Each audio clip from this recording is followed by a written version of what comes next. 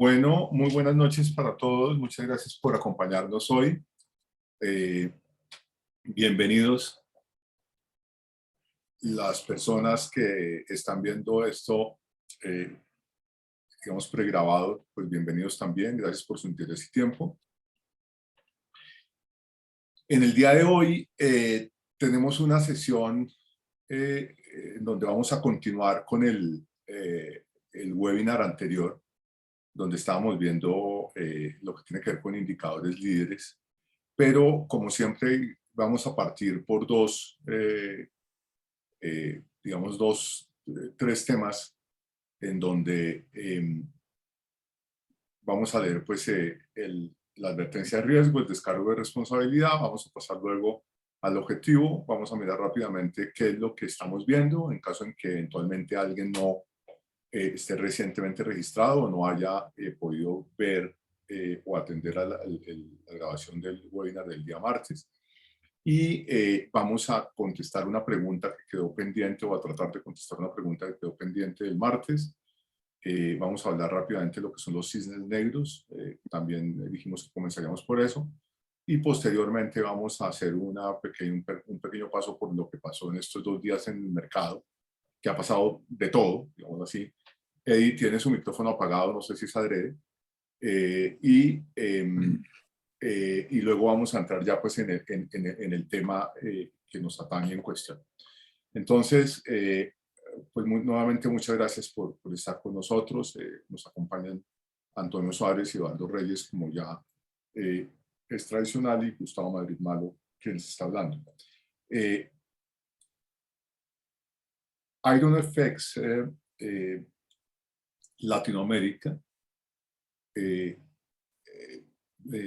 planteaban la advertencia de riesgo de que sus productos se negocian con margen y conllevan un alto nivel de riesgo y es posible perder todo el capital. Estos productos pueden no ser adecuados para todo el mundo y asegurarse de que cumplen los riesgos que conllevan. Descargo de responsabilidad. La información contenida en este seminario web no debe considerarse un consejo de inversión ni una recomendación de inversión, sino únicamente material educativo. Este material es solo la opinión personal del autor o autores y no se han tenido en cuenta los objetivos de inversión ni la tolerancia al riesgo del cliente. IronFX no se responsabiliza de ninguna pérdida derivada de la información aquí contenida. La redistribución del material está estrictamente prohibida.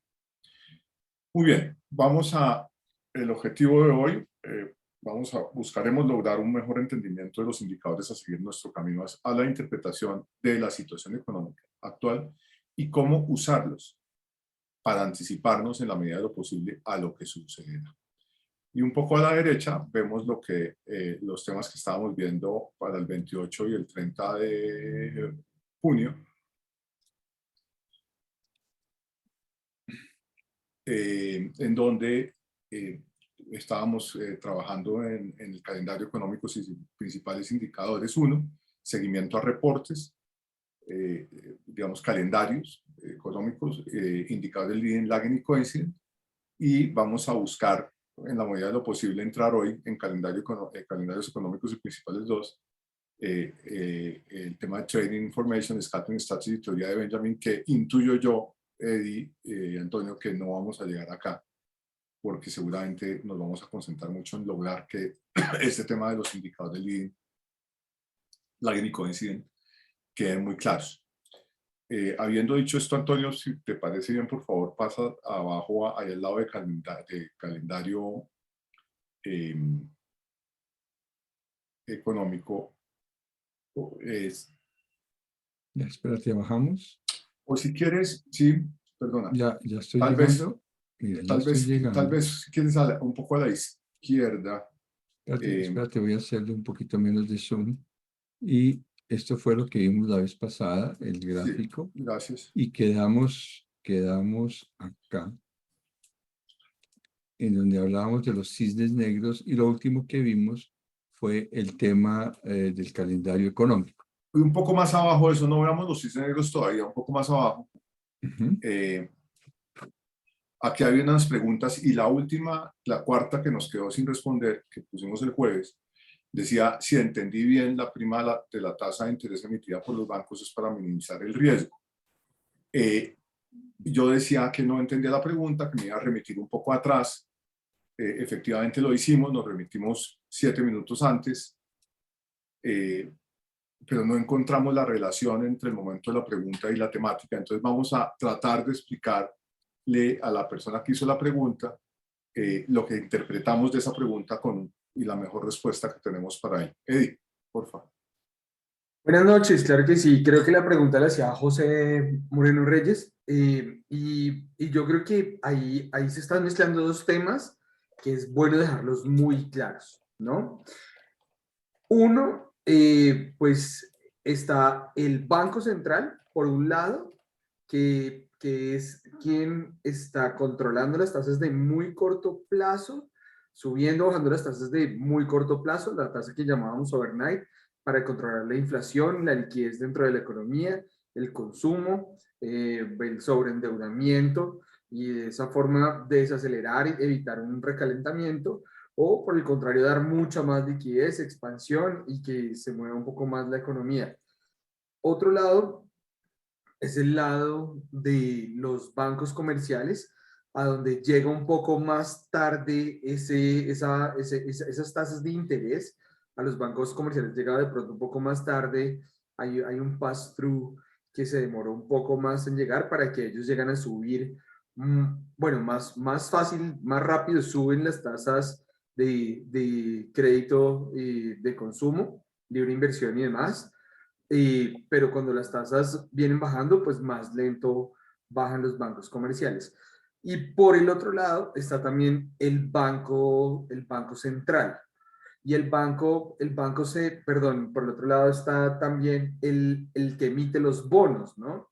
Y los bonos los emite como todo el gobierno, el Ministerio de Hacienda, el Ministerio de Finanzas, como lo llaman en algunos países, es quien finalmente, para financiar su operación, emite bonos por medio de unas subastas al mercado.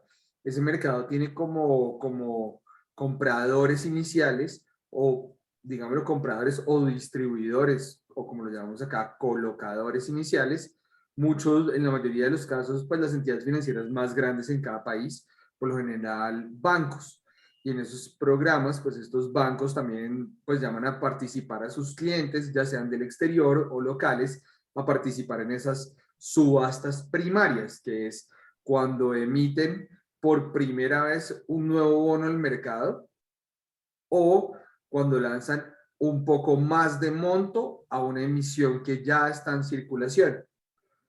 Pero todas estas son entonces subastas que hace el banco. Entonces, si por ejemplo, pues la tasa en la cual se está negociando el bono de 10 años de X país está alrededor del 11%, pues el banco bien puede llegar a decir, oiga, yo quisiera pues que me los compraran al 5%, pero claramente pues nadie va a comprar una rentabilidad tan baja, siendo que ya las tasas están mucho más arriba, porque los bonos han bajado de precio, porque la prima de riesgo está mucho más alta. Entonces yo creo que esa prima de riesgo de la que estamos hablando normalmente la determina el mercado. Entonces, seguramente nadie le va a comprar esos bonos a este banco. La gente puede decir, oiga, mire, yo se los compro, pero se los compro al 15%.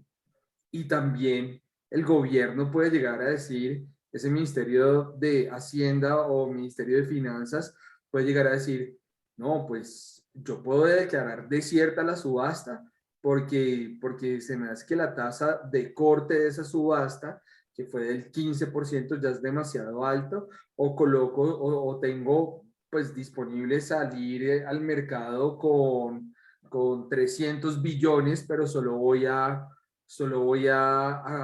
lanzar al mercado 100 o 200 a tal tasa de corte. Entonces, ese es un poco como el juego de la prima de riesgo, la determina el mercado dependiendo de todos los factores del entorno. Los bonos en los que se identifica esa prima de riesgo, pues tienen un mercado primario, que es el de ese Ministerio de Finanzas que lanza con cierta periodicidad anunciada y programada las subastas durante el año, y también hay un mercado que es el secundario, donde se están negociando todo el tiempo estos bonos como a valor presente, a una tasa interna de retorno a valor presente todo el tiempo, que es la que se mueve, sube o baja dependiendo de ese riesgo del país. Listo, Eddie, muchas gracias. Yo creo que Yo creo ahí como que tocamos todos los temas. No sé si haya contestado finalmente la pregunta. Sin duda, a mi juicio, por lo menos, sí, espero que esa haya sido la interpretación adecuada, que no tuvimos como exactamente claridad en qué momento se hizo la pregunta y con relación a qué tema. Gracias, Eddie. Pasemos, si quiere, rápidamente, Antonio, un poco a la derecha de arribita.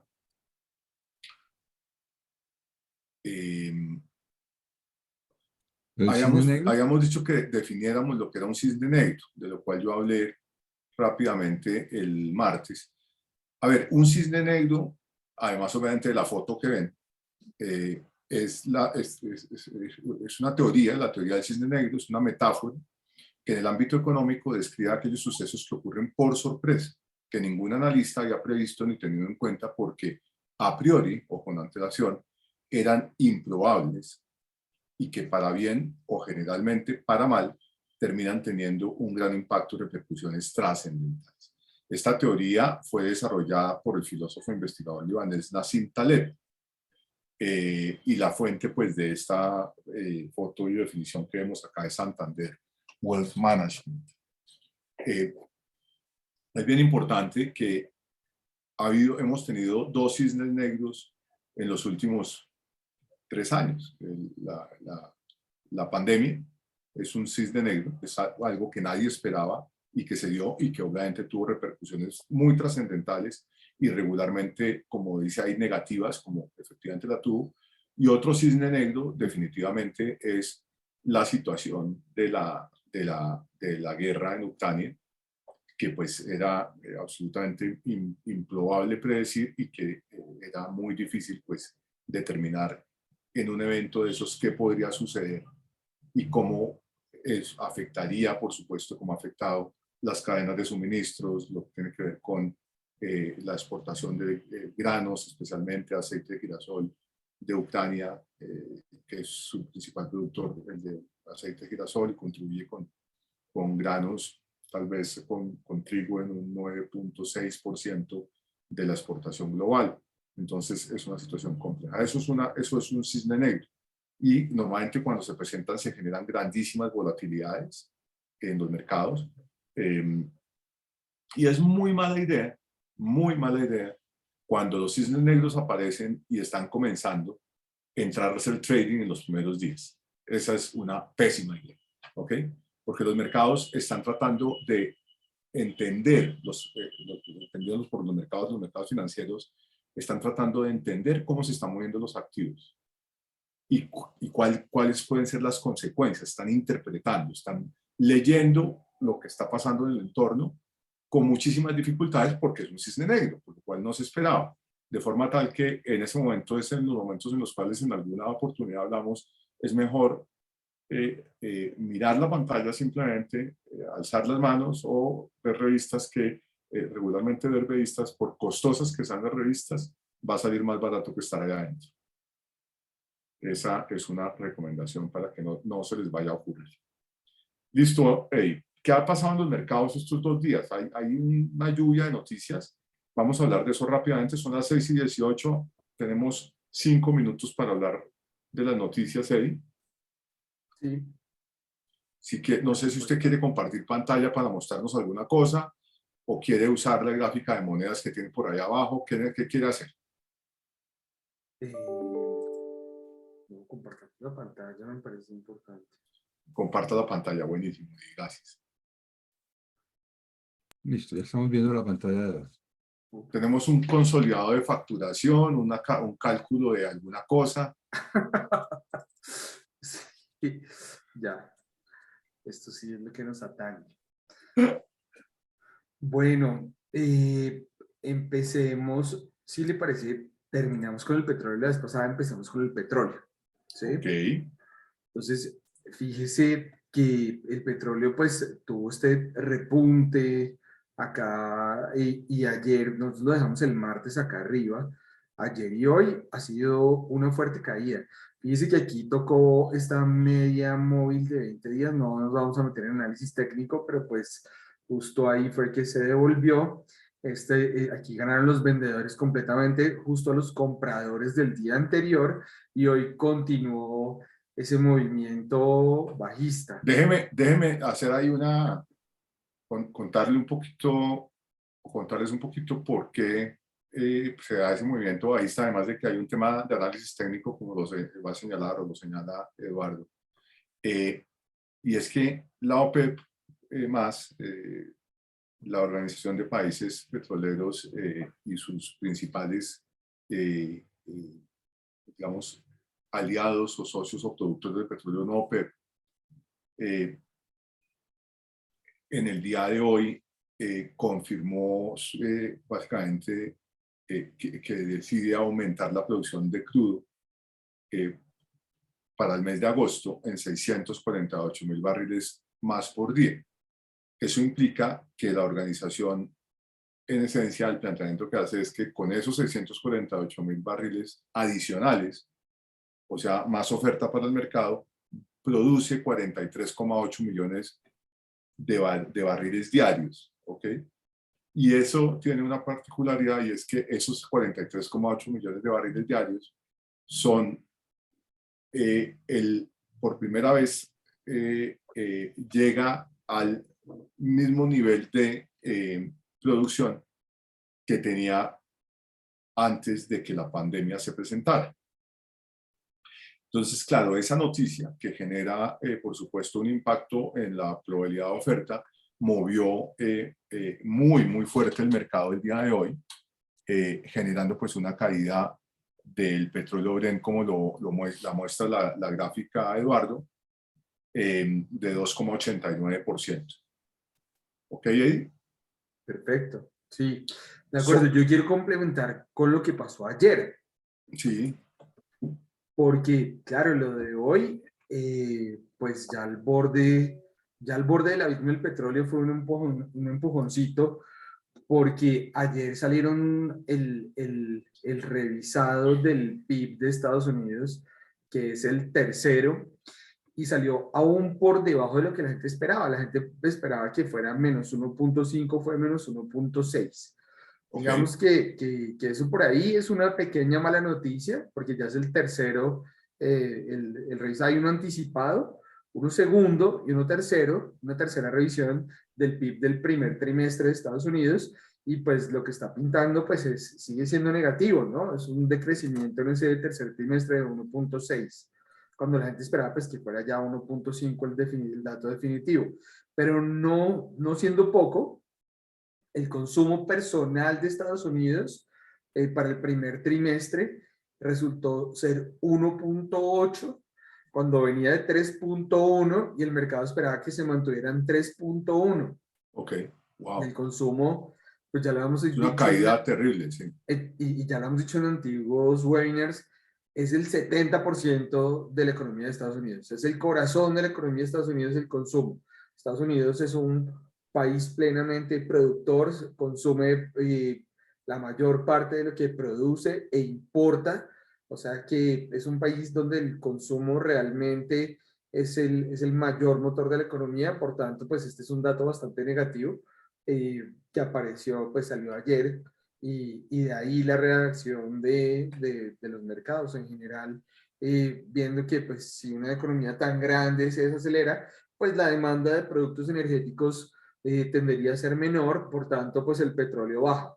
¿Qué pensaría que podría pasar entonces con el mercado de acciones ante esta información?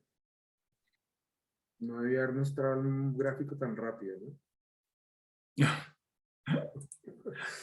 Pero sí, efectivamente, es una noticia mala para la economía de Estados Unidos, es una noticia mala para el mercado de acciones en Estados Unidos. Una noticia de consumo tan bajo, pues hace que las proyecciones de las empresas en Estados Unidos pues sean menores, y de ahí pues esa caída que ha tenido de 3 días consecutivos, con un pequeño descanso ayer, pero pues una caída en las bolsas de Estados Unidos. Hoy ese velón de esa vela de la mano derecha es el 0,88% de caída en el Standard & Poor's 500 ahí. Y tenemos adicionalmente una caída de 1,33% en el Nasdaq, de forma tal, y por otro lado, digamos, como cuando cae Estados Unidos en general cae todo, el Eurostock 50, que alcanzó pues a estar abierto con esta noticia de consumo, también cae en menos 1,69%. Del euro que tenemos, ¿qué pasó con el euro? Bueno, pues no son tan alentadoras tampoco las noticias con el euro, aunque pues hoy tuvo un pequeño rebote ya llegando a esa zona tan importante abajo. Y fíjense que venía igual, viene 3 jornadas en caída. Esta es, digamos, la de hoy. Esta es ya pues lo que arrancó al amanecer en Europa. Pero fíjense qué tan importante esta zona que habíamos dibujado de piso en webinars anteriores, que es la zona del euro entre 1,0358, 1,0379. Justo toca ese 1,0379 y tiene un rebote muy fuerte de nuevo alcista. Entonces, de nuevo se fortalece ese piso. Ya es la tercera vez que lo va a buscar. La primera fue acá, la primera fue exactamente el 12 de mayo, 13 de mayo. Luego llegamos ahí a esa misma zona el 15 de junio. Y de nuevo, hoy hablo del jueves, ¿sí? Pues vuelve a esa zona y de ahí tremendo rebote otra vez alcista. Ahí vale la pena complementar ahí con que la bajada o la fortalecida del dólar, está clarísimo que de ayer especialmente, está clarísimo con los comentarios del presidente de la Reserva Federal, de Jerome Powell, que básicamente planteó que que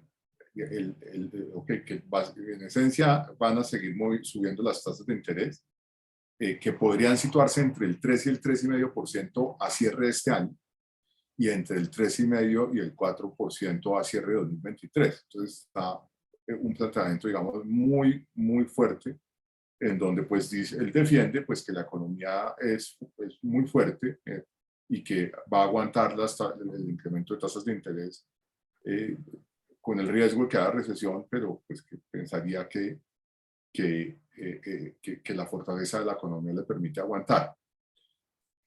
De forma tal que obviamente pues eso genera un incremento de probabilidades de que, o mejor, una consecuencia de que el dólar se fortalezca por incrementos en las tasas de interés, mayores incrementos en las tasas de interés en Estados Unidos que en Europa, como hemos hablado en webinars pasados. Listo ahí. Entonces pasémonos, yo creo que hoy nos vamos a saltar los granos y pasémonos, por favor, Antonio, si quieres, por favor, tomar la pantalla. Y vámonos, Eddie, entonces a los indicadores, finalmente, leading, lagging y coincident.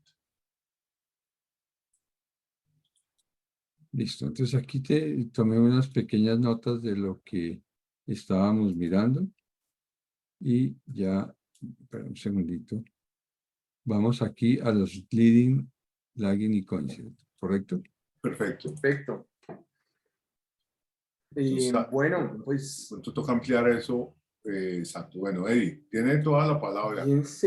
Fíjense que, bueno, en la clase, perdón, en el webinar pasado, empezábamos a hablar de que, bueno, webinars mucho, de los primeros dijimos, los mercados siempre se anticipan. A mí no me importa lo que pasó o lo que está pasando hoy, porque yo voy a tomar decisiones de inversiones es hoy con respecto a lo que creo que va a pasar mañana. Si el precio está subiendo, bueno, pero si va a seguir subiendo, pues compro. Pero si creo que ya está en un techo, pues prefiero vender. Entonces, parado donde estoy hoy, lo que me interesa es el futuro y lo que está pensando todo el mundo es acerca de cómo va a estar ese futuro y en medio de esas apuestas de compradores y vendedores, el mercado sube o baja, porque la demanda es mayor que la oferta o porque la oferta es mayor que la demanda, ¿sí? Entonces, cualquier cosa que me pueda a mí, cualquier elemento que yo pueda tener para anticiparme a lo que va a pasar en el futuro, es un indicador válido dentro de los mercados financieros. Entonces veamos el webinar pasado. Por un lado, la curva de rendimientos. Cuando una curva de rendimientos, los plazos más cortos son más altos que los más largos. Uy, pero pues ahí está pasando algo, porque ¿cómo va a ser mayor el riesgo hoy que el de mucho más adelante, en 10, 15 años, donde hay más incertidumbre, porque hay más tiempo y puede pasar muchas más cosas de aquí hasta allá? Es porque el problema está hoy, el problema más grande está hoy, llegó hoy al mercado, llegó en el corto plazo, llegó en el 3, 6, 9 meses, un año, 2 años, por encima de los plazos de 10, 15 y 20 años, ¿no? Entonces, eso me puede estar anticipando a mí una recesión económica, una curva invertida. Por otro lado, veíamos el mercado de acciones. Si a las empresas les está yendo bien, están saludables, están creciendo, pues van a ser un indicador líder de otros como la producción industrial, como la demanda, como el consumo, porque seguramente pues esa salud económica de las empresas está haciendo que contraten a más gente, que esa gente que contrataron pues ahora tenga un ingreso y un poder adquisitivo para consumir más, que ese consumo va a hacer entonces que las empresas vendan más, la producción industrial aumenta y aumenta asimismo el Producto Interno Bruto del país, o viceversa. Esas empresas les está yendo mal, los resultados son negativos y empezaron a despedir gente y ahí disminuye el consumo y disminuye la producción industrial y disminuye el PIB. Entonces, estos son indicadores que demuestran a mí cómo va a estar la cosa a futuro. Entonces, fíjense que hay unos muy simples que los da el mercado y pues hoy vamos a hablar también de otros que se construyen también mediante encuestas. Entonces hay ciertas instituciones de alto prestigio en cada país donde publican, hacen un muestreo y le dicen a uno, oiga, el consumo, el sentimiento de los consumidores es bueno o es malo. El índice de poder de compra de las empresas está bien o está mal. El desempleo, la producción industrial. Entonces, hay algunos que por su naturaleza me dicen, aumentó el empleo. Entonces digo, bueno, aumentó el empleo, va a aumentar el consumo, va a aumentar la producción de las empresas en el futuro y me va a aumentar el PIB. Entonces, ese es uno que por su naturaleza ya me dice que las cosas pueden estar mejor. Pero hay otros, por ejemplo, que por su temporalidad son muy buenos.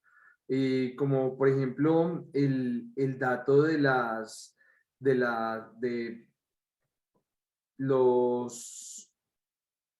por ejemplo, el sentimiento de los consumidores.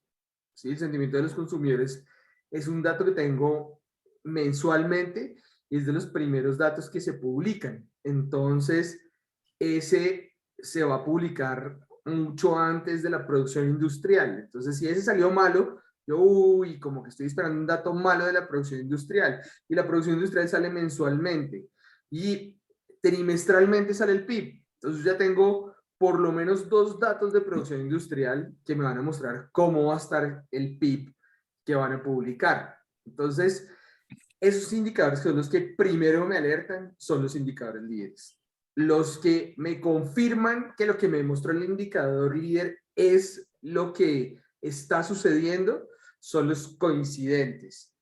Y los que finalmente son el resultado de esos 2 anteriores, pues van a ser los rezagados, como por ejemplo el PIB, ¿sí? Cada país tiene entonces sus indicadores. Recuerdo así rápidamente en Colombia, hay un dato que es diario, sale la demanda de energía, es un indicador que yo le puedo hacer seguimiento todos los días, si sube o si baja la demanda de energía. Entonces, si yo acumulo 29 días de demanda de energía, pues me puede dar una indicación de cómo va a estar la producción industrial. Ok, muy Porque buen ejemplo. si aumenta la demanda de energía, pues me va a aumentar la producción industrial. Y ya con 3 datos de producción industrial estoy casi listo para saber si el PIB fue bueno o fue malo. Oiga, Un segundito, Eduardo. Es que quiero escribir aquí arriba, encima del leading y coincident, encima del lagging puse PIB, ¿cierto? Que eso fue lo que vimos. Para poder Sí, escribir encima del leading y encima de coincident, ¿qué escribo? encima de leading podrías poner, por ejemplo, demanda de energía. Y en coincident podrías poner como producción industrial. Puede ser. como ejemplo, ¿no? Ajá, es un Sí. ejemplo, sí, porque en realidad, pues, fíjense, el momento en el que estuvimos en la pandemia, en el COVID, nuestro indicador líder de actividad económica era el índice de movilidad de Google, Ujú. ¿sí? Nadie había tenido en cuenta el índice de movilidad de Google hasta que, pues, tuvimos el encerrón todos en pandemia. Cuando vimos que la gente empezó a salir y usaba sus teléfonos celulares de un sitio a otro, GPS, etcétera, voy a tal dirección, coordenadas, etcétera, pues ya empezamos a ver reactivación económica en los países. Y eso pues nos dio, digamos, como el piso de la situación de actividad económica. Cuando ya pues esto empezó a repuntar, efectivamente, el resto de indicadores empezaron a despegar detrás de ese. Entonces ese nos anticipó esa situación. Oiga, Eddie, Dígame. déjeme un segundo hacer esta afirmación. A ver, aquí hay mucha gente que seguramente se pregunta, bueno, pero estos tipos le hablan a uno unos temas de macroeconomía, parecieron unos temas como muy profundos de economía, y yo qué hago con esto para hacer trading, porque lo que yo quiero es ganar dinero haciendo trading, lo que quiero es tener la posibilidad de poner una plata y que esa plata me genere una rentabilidad de cierta importancia. Eh, ¿Por qué no me trata de aterrizar? A ver un poco esto cómo se come, qué hago yo con esto que está acá? Porque sí, la gráfica es súper impactante y usted habla del rezago y de los líderes y de los que acompañan el rezago después, que entonces son como la producción industrial, pero uno queda como confundido con el tema, y ahí a la derecha tiene una cantidad de definiciones que yo pues sé que están ahí, y por qué la gente tendría que mirar eso y decir, bueno, ¿cómo hago yo para aplicar esto? Claro. Vea, por ejemplo, enero del 2020, vendí la casa y tengo pues una plata que no sé hacer con eso, ¿no? Entonces pues consulté pues a una cantidad de gurús en los mercados financieros como Gustavo, y pues Gracias. me dijeron, oiga, pues el mundo va hacia la tecnología y el mundo va hacia eh, los, los, los combustibles alternativos, etcétera. Pues a mí me parece que de repente Tesla puede ser una buena opción, pero de repente llega la pandemia y cae todo, y, y en medio de la pandemia todo el mercado de acciones se va al piso porque nadie compra un carro de Tesla, nadie compra una acción no sé, productos en general, las cadenas productivas se empiezan a romper y toda la economía se frena, ¿no? De repente empiezan a decir, oigan, ojo que el índice de movilidad empezó a repuntar, ya digamos 2021, ¿cierto? Entonces, ok, entonces identifico que ese es un indicador líder, Ok. ¿sí? Y yo venía con mi idea de que el mundo de aquí a 10 años va a ir con la tecnología y que Tesla puede ser una buena opción, y que a pesar de que este personaje mayor accionista de la compañía, pues de algunos discursos bastante agresivos y demás, pues, o sea, yo creo que sí, o sea, finalmente va a ser eso, va a ser Google con más innovación y demás. Entonces tengo identificadas ciertas cosas. Muchos analistas le dicen a los inversionistas como que, oye, venga, usted está metido en tecnología, usted sabe esto, otro, pues usted tiene un conocimiento ahí que le puede ayudar a saber cuál es la mejor opción de inversión en determinado momento. Ok. ¿Sí? Entonces, yo listo, tengo todo mi panorama de lo que sé, de lo que he oído, de lo que he leído y creo que mi mejor opción es comprar, hacer un portafolio entre Google, Tesla y ya, digamos, ¿cierto?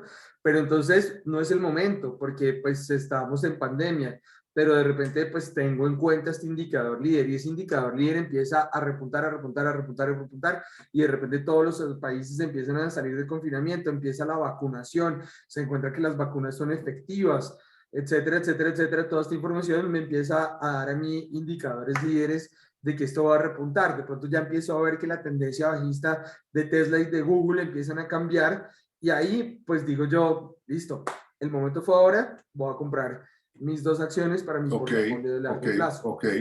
O eso es aplicación. Y una pregunta ahí. Ahí la segunda que aparece dice el ISM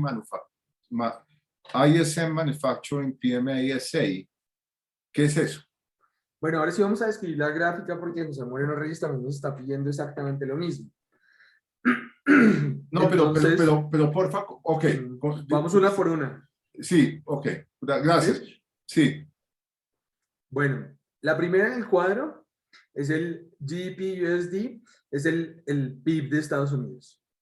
Sí, estos todos o son sea, un ese menos span. 1,60 es el dato del cual usted hablaba que salió ayer. Exactamente. Ahí al Ese es el frente, dato. menos 1,60. O sea, este es el crecimiento, el decrecimiento que el PIB presentó en el primer trimestre. Exactamente. Ok, listo. Exactamente. Ok. Y fíjese una cosa que Pero un entre segundito, paréntesis, un segundito, un segundito. Es sí, que ¿qué quiere esta decir gráfica, R1? yo quiero entender cómo leo esta gráfica. La Sí, línea blanca, que el es el GDP, tengo para ver cuál es el valor digamos, en junio del 2020 o en septiembre del 2020, tengo que mirar es a la derecha en el primer eje, donde está el menos 1,60, porque ese es el valor, ¿cierto? sí, Cada esto, gráfica, para saber cuál es el valor de la gráfica, tengo que mirar en dónde está el número en el color y ese es el Sí, eje que tengo que mirar, ¿sí? correcto, correcto. Gracias, Antonio. Tal y cual. Hay que buscar ese color en los ejes y entonces Ajá, ya dice uno, ah, eso corresponde a tal cosa. Por ejemplo, exactamente. al ver el segundo es el color naranja. Entonces buscamos el correcto. color naranja que está ya a mano derecha arriba del que dice menos 1,60, Ujú. ahí a la derecha de la segunda línea. Y entonces fíjate que dice 56,10. Entonces ya se sabe que ese corresponde a ese indicador que aparece ahí. Ahora, un segundito. Yo lo que veo es que aquí lo que hacen es que acomodan las gráficas de cierta manera y juegan con las escalas a la derecha o a la izquierda para que yo pueda ver cómo se mueven en el tiempo relativamente los diferentes indicadores, ¿cierto? Sí, son gráficos sobrepuestos. Ajá. Entonces, no estoy viéndolos en un solo eje. Por eso el R1 es el right 1. Entonces, lo tengo en el eje de la derecha, right, y es Ujú. el primero. Luego, right 2 es el de la segunda. Luego, right 3, entonces sería el amarillo, ¿cierto? Amarillo claro. Luego, right 4, luego left 2, perdón, left 2. Entonces ya left es el de la izquierda. Entonces son en realidad 8 gráficos Ujú. sobrepuestos como si pusiera papel calcante uno sobre otro para ver cómo se están Wow, ok. comportando al mismo tiempo, Ok. ¿sí? Como si Sí, pusiera, parece como muy sofisticado y pues probablemente sí lo es, pero es para comprender cómo se comportan efectivamente en la historia, qué va pasando con ellos, Antonio, como tú lo estás planteando. Ajá. exactamente, no son Vamos un al mismo segundo, eje, sino Eddie. como cada uno tiene un valor distinto, entonces cada uno tiene un eje distinto. Ok, vamos al Hay segundo, otra Eddie. cosa sobre los valores negativos. Sí, en realidad muchos son en porcentaje, otros son en el valor del índice, ¿no? Entonces, primero está el Claro, PIB de Estados Unidos. Entonces, es una estadística donde se fija la fecha del 2012 y respecto a esa fecha se muestran incrementos o caídas porcentuales respecto a ese PIB del 2012. Entonces es un PIB a precios constantes del 2012 y ahí va subiendo o bajando. Ese es el GDP, ¿sí? Okay. El segundo es otra cosa totalmente distinta. 56.10, ¿qué? Bueno, ahí se los voy a explicar. Ese merece un poco más de explicación. A la derecha está la definición de ese. Si quieres exactamente, entonces metámonos un poco en ese indicador. Esto lo publica en Estados Unidos el Institute of Supply Management, que es una entidad pues prestigiosa ya, y es en realidad lo que está mostrando es si está mejorando, está igual o empeorando la actividad industrial, ¿sí? Entonces vamos a leer un poco, ese índice se maneja por medio de los gerentes de compras de la industria manufacturera. Entonces es el ISM manufacturero.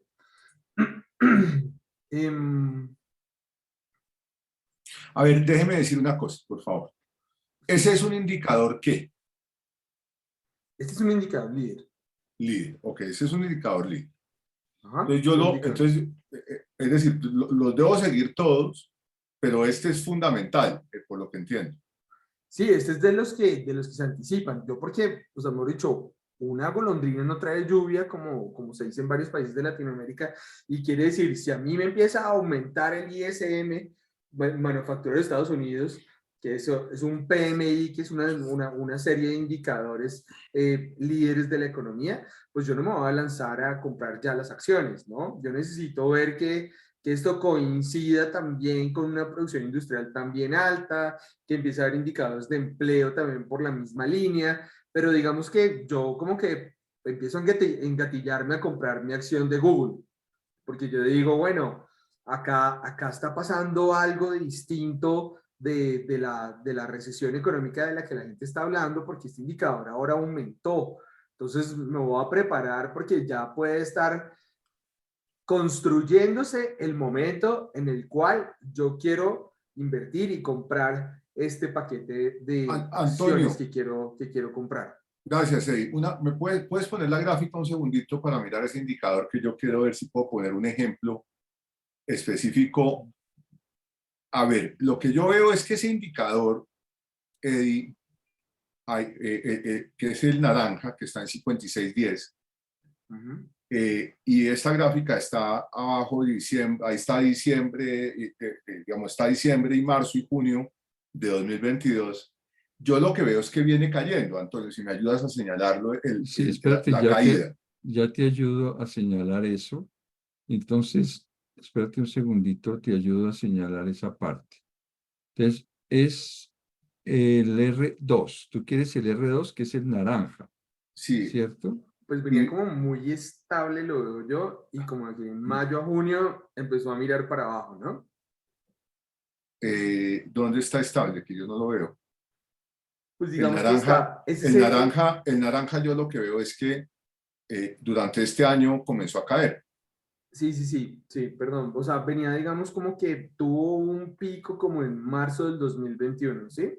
Tal vez, Antonio, si me ayudas con la curva.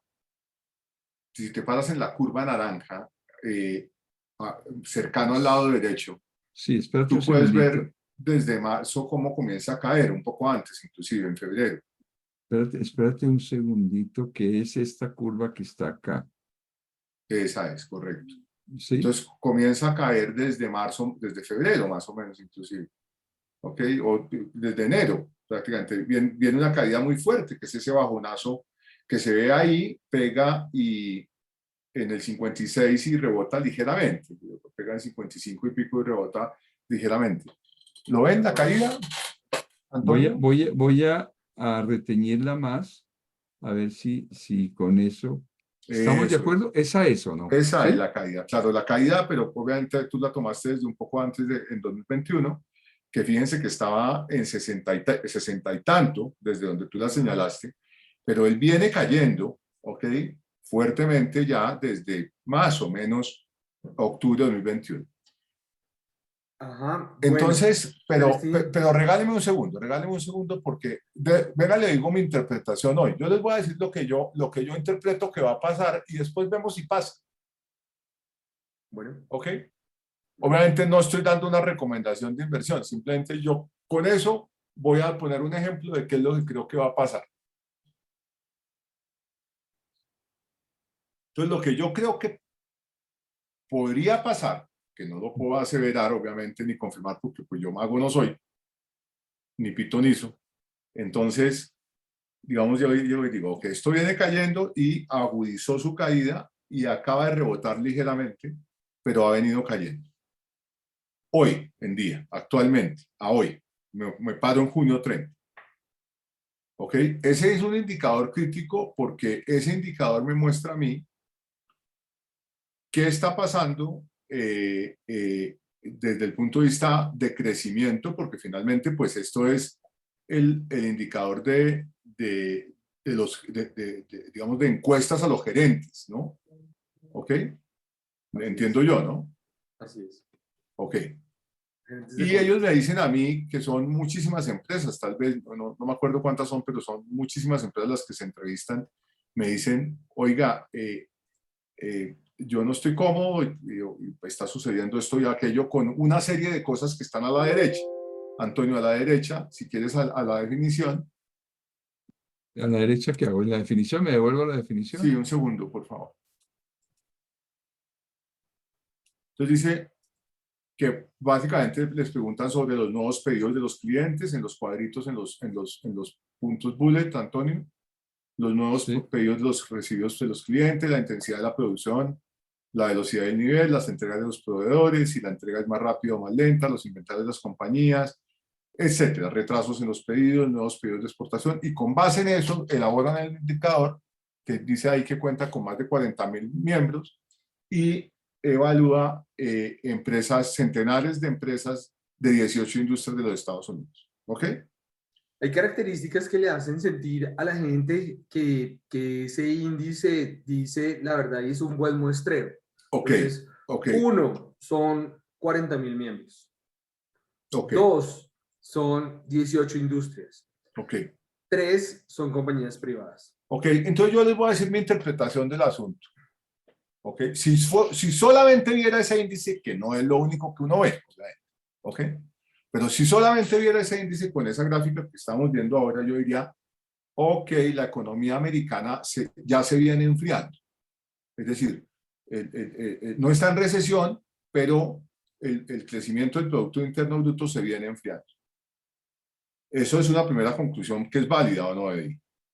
Sí, hay que tener una cosa bien clave de este indicador, que es el nivel de 50. Como estas compañías no pueden dar detalle de tanto, fue tanto lo que los nuevos pedidos recibidos de clientes fueron tantos.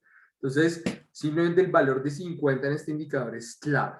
Ok, ¿Sí? ok, está. 50 es que se mantuvo igual, por encima de 50 es que Hay estuvo crecimiento, mejor sí.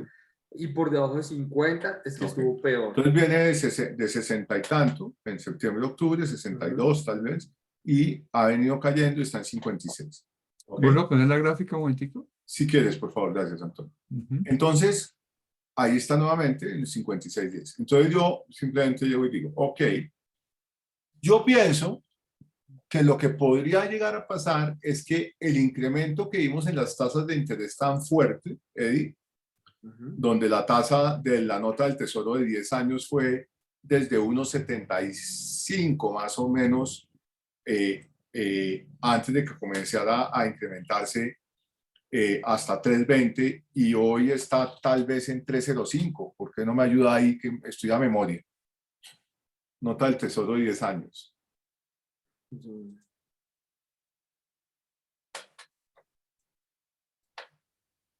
Estamos al 30129. Ok, 3,0129 más abajo, yo lo había visto un poco antes.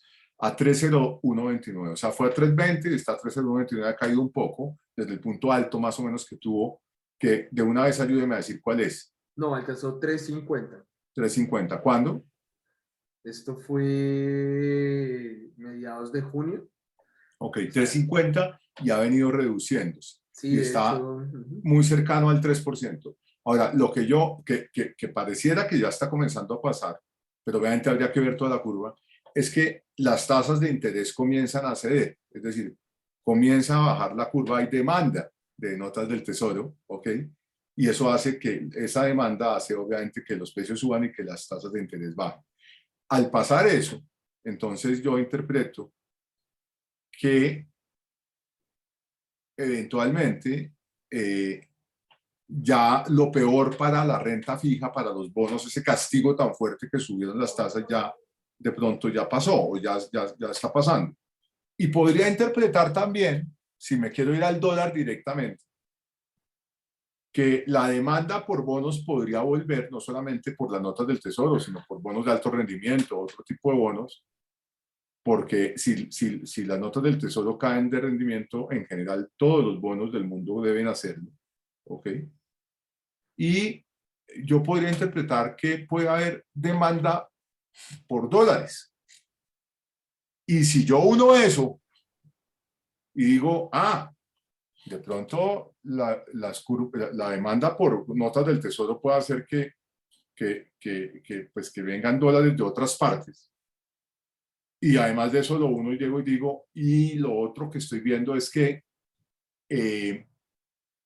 pues este señor Powell, como decíamos hace un rato, dijo que las tasas de interés iban a estar por allá entre 3,5 y 4% en 2023. Pues yo de pronto llego y digo, ok, pues de pronto el dólar se va a fortalecer más. Entonces, de pronto yo no le creo a ese piso que usted tiene ahí del 1,0375, creo que es. Y digo, el dólar contra el euro puede tener una probabilidad potencialmente de ir hacia 1. Insisto, solo si veo ese indicador. Por lo cual es muy importante tener presente que no estoy dando una recomendación de inversión, simplemente estoy diciendo una interpretación a manera de ejemplo. Y si es así, pues entonces probablemente lo que haría sería vender euros contra dólares. Eso que acabo de hacer tiene alguna sensatez, digamos, mental. Claro que sí. Sí la tiene, pero tenemos varios supuestos ahí, ¿no? Estamos suponiendo que el Banco Central Europeo se va a quedar debajo de las cobijas y no va a hacer nada con su inflación, ¿no? Que viene pasando, pero Sí, digamos que probablemente ya claro. avisaron que en julio iban a subir las tasas. Exacto, si llega a salir el Banco Central Europeo y se pone muy agresivo también con las tasas, pues también puede hacer que el euro rebote y que no rompa ese piso, ¿no? Ah, Pero, claro, pero ¿no? usted está metiendo ahí una variable de la cual yo no hablé. Yo simplemente dije, si yo veo el ISM, pues Ujú. yo puedo pensar que eventualmente la economía se viene enfriando. Si la economía se enfría, las expectativas de inflación bajan, que eso no lo mencioné, pero lo tengo en mi mente. Y si las expectativas de inflación bajan, pues las tasas de interés tienden a bajar porque ya no se necesita demandar tanta tasa de interés porque la expectativa de inflación está bajando. Y además de eso aprovecho para decir que yo creo que de pronto la inflación que hoy en día en Estados Unidos hoy es 8,59%, creo recordar, va a disminuir en el año 2023 de pronto a un nivel de 5%. ¿Ok? Estoy haciendo mis cábalas, no más que eso. Y entonces de pronto le creo a mi posición, que no, obviamente no está teniendo en cuenta otra cantidad de factores como las tasas de interés de Europa, como la situación pues, de que eventualmente la inflación se mantenga alta porque no logran efectivamente bajarla porque el impacto de energía se hace mayor, porque el petróleo se va a 150 del nivel de 116 o el que tenga en este momento. Entonces, obviamente hay no estoy teniendo en cuenta los flujos de balanza comercial, ni estoy, obviamente al hablar de dólares que van hacia notas del tesoro, hay un efecto en cuenta corriente, pero en general, digamos, si planteo lo del ISM y me paro ahí y le uno esas 2 o 3 cositas que acabo de decir, yo podría sacar una conclusión. Obviamente Sí. tendría que estar monitoreando permanentemente la validez de esa conclusión. De acuerdo. Fíjese que como veníamos a principio de año, pues por encima de 60 estaba como que sí, estamos haciendo más pedidos, estamos recibiendo más pedidos de los clientes. La velocidad de la producción es mayor. Las entregas de los proveedores son más rápidas. Los inventarios de las compañías pues están disminuyendo cada vez más. Los inventarios de los clientes también.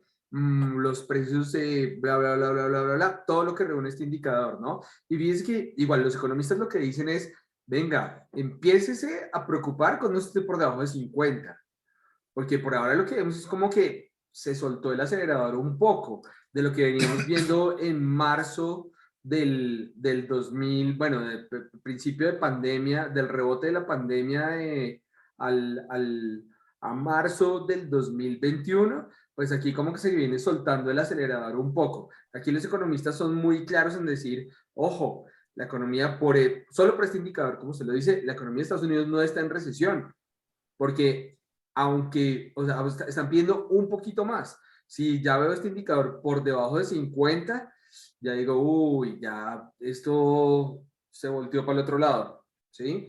Por ahora, pues por ese indicador sí.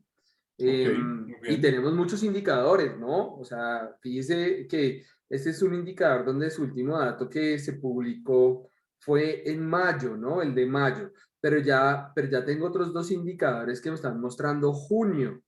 Y fíjese que la correlación entre todos los indicadores, pues es importante, ¿no? No es perfecta y demás, pero sí muestran como tendencias. Ok, Bueno, ok. Ujú. Entonces, Gustavo, son las entonces, 7, yo creo que nos toca parar. 7 y 1 minuto, sí. ¿Por qué no me dejas hacer una cosa, Gustavo? Debajo de la gráfica quiero escribir lo siguiente. Miren, quiero escribir lo siguiente. Yo creo que uno siempre tiene 3 cosas. Primero tiene una situación.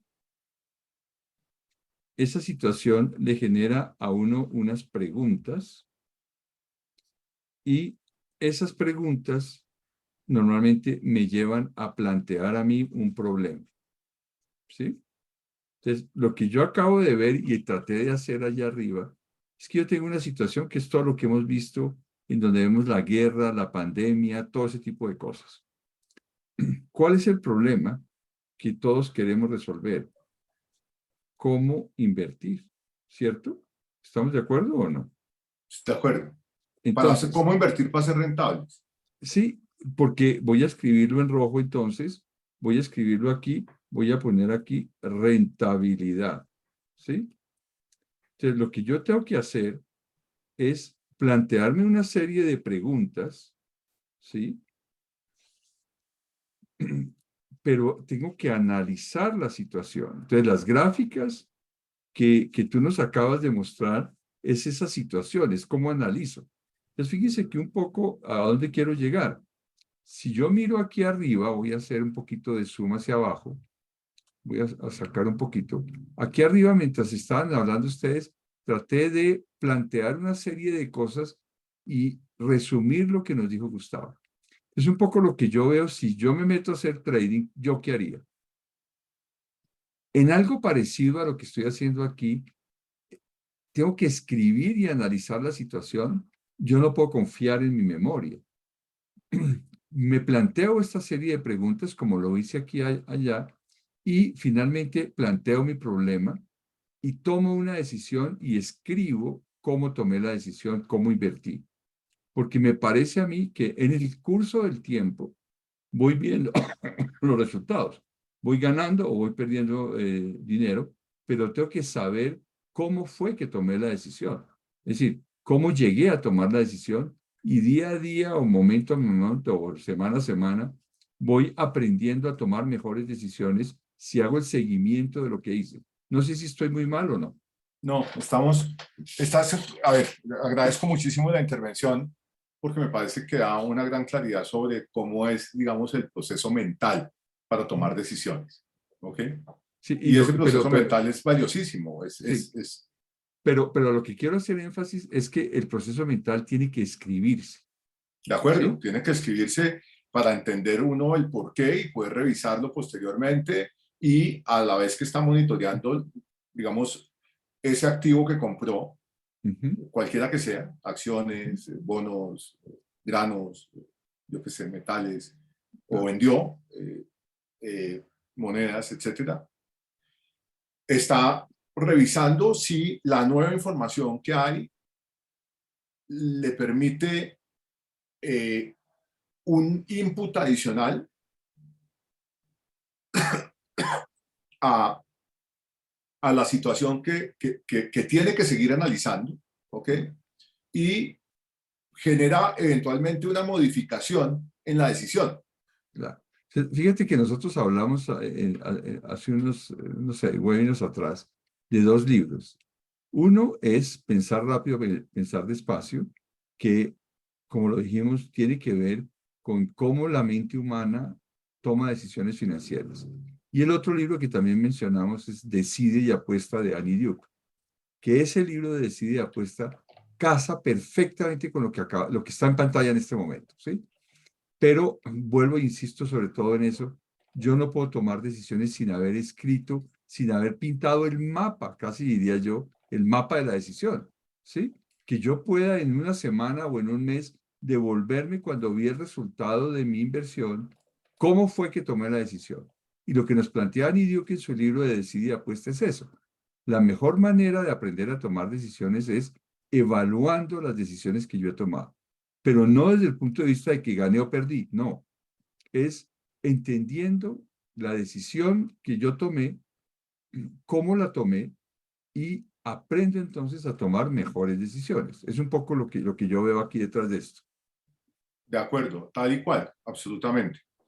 Eh, Muchísimas gracias por la interpretación, por la intervención. A mí me gustaría de pronto que el martes comencemos por profundizar un poco en esto, Antonio, ¿ok? En este Bueno, tema del procedimiento y de por qué escribir, etcétera.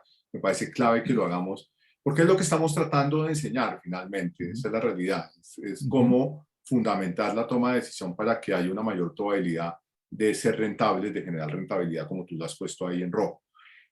Hay tres preguntas, una que ya fue respondida en la gráfica, que son los símbolos R1, R2.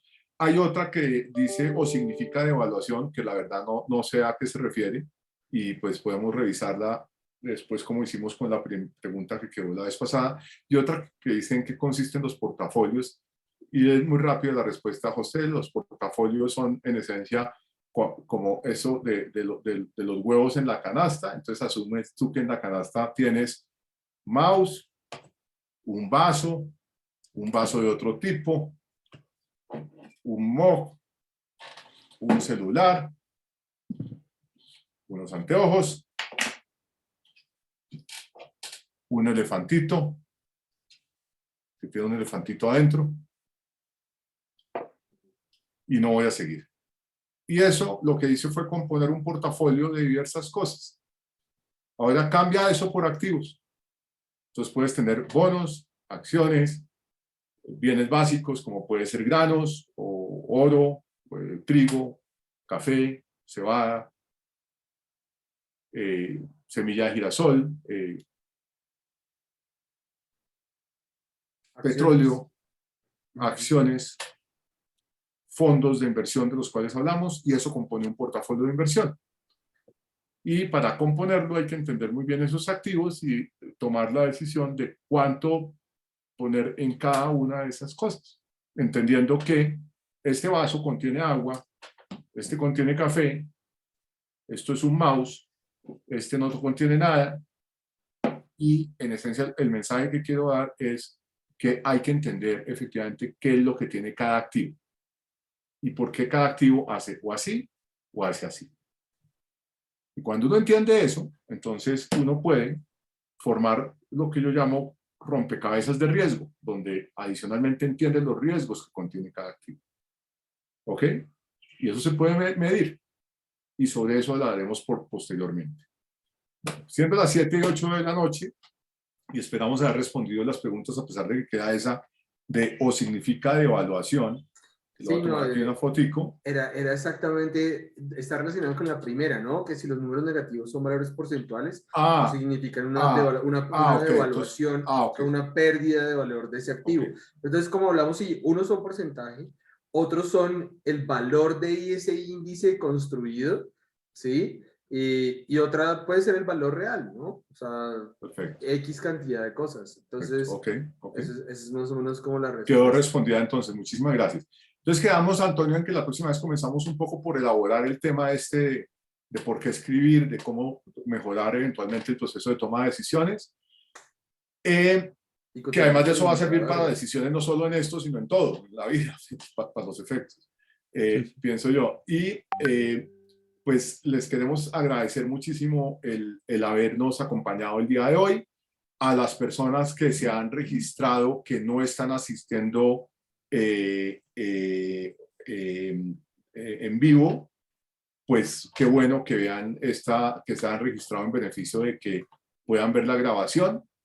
Y les deseamos a todos una feliz noche y esperamos verlos el próximo martes, en que continuaremos con estos temas de estos indicadores, buscando llegar finalmente el jueves a lo que digamos la conclusión de estos 2 capítulos de indicadores. De forma tal que pues muchas gracias, les deseamos una feliz noche nuevamente y que estén en paz con sus familias. Muchas gracias. Buenas noches. Buenas noches.